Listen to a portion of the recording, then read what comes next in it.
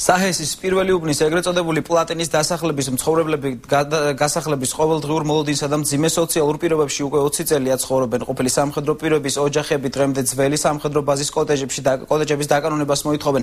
თუმცა პასუხი დღემდე არც თავდაცვის და არც ეკონომიკის სამინისტროსგან არ მიუღიათ. დასახლებაში ელექტროენერგია 20 წლის შემდეგ მხოლოდ არჩევნებისთვის აღდგა, ხოლო მუნიციპალური ტრანსპორტი აქ დღემდე არ მოძრაობს. უბანი, რომელიც გარესამყაროსთვის არ არსებობს, ასე უწოდებენ საკუთარ დასახლებას ადგილობრივები. მეც არ მქონდა, მეზობელმა მომცა, რომ ეს შემედგა სახლისთვის და არ წაქცეულიყო. და ესეთი სახლიდანაც მოუწერეს წერილი, რომ უნდა დაცალოთ ტერიტორია. სოციალურად დაუცველმა მრავალშვილიანმა დედამ წერილი მცხეთის გამგეობიდან 4 წლის წინ მიიღო, თუმცა მაშინ აქაურების ერთობლივი განცხადების საფუძველზე 50 ოჯახის გასახლება გადაიდო. მიუხედავად იმისა, რომ ოჯახი აქ 60 წელია ცხოვრობს, ერთადერთი სახლი, რომელიც ავარიულია, დღემდე ვერ დაიკანონა. მთელი უბანი წავედით მცხეთის გამგებელთან, რომ უთხრათ, რომ სად წავიდეთ ახლა. არის მართლაც რამდენიმე ისეთი ოჯახი, რომ მართლა არ აქვს არსად წასასვლელი და სად უნდა წავიდეთ.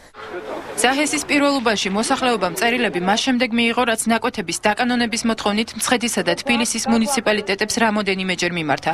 როგორც თავად ამბობენ, აქ 1992 წლიდან ცხოვრობენ. მათი უმეტესობა საჰესის ბაზაზე მომსახურე ყოფილი სამხედრო პირია. თავდაცვის სამინისტრო ქონების საკუთრებაში გადაცემას მათ წლების განმავლობაში პირდებოდა, თუმცა საცხოვრებლები არ დაუკანონებიათ. გვეუბნებოდნენ, რომ ცოტა დაგვაცადეთ, რომ კომისიას გამოგზავნითო. რამდენჯერმე იყო კომისიას მოსული თავდაცვის სამინისტროდან. შესრულებით არავინ არაფერს არ გისრულებდა. მარტო გპირდებოდნენ.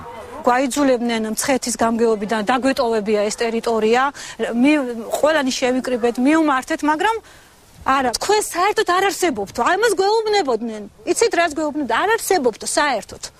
მცხეთის მუნიციპალიტეტში აცხადებენ, რომ ყოფილი სამხედრო ბაზის კუთვნილი საცხოვრებლები მოსახლეობამ უკანონოდ დაიკავა. ტერიტორია სახელმწიფოს საკუთრებაა.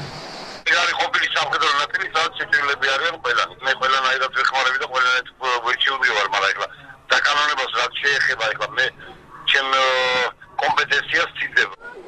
დასახლების მცხოვრებლების თქმით, გასახლების ყოველდღიურ მოლოდინს მძიმე სოციალური მდგომარეობა და უტრანსპორტობაც ემატება. ისინი სახელმწიფოსგან საკითხის დროულად მოგვარებას და საკუთრების დაკანონებას მოითხოვენ.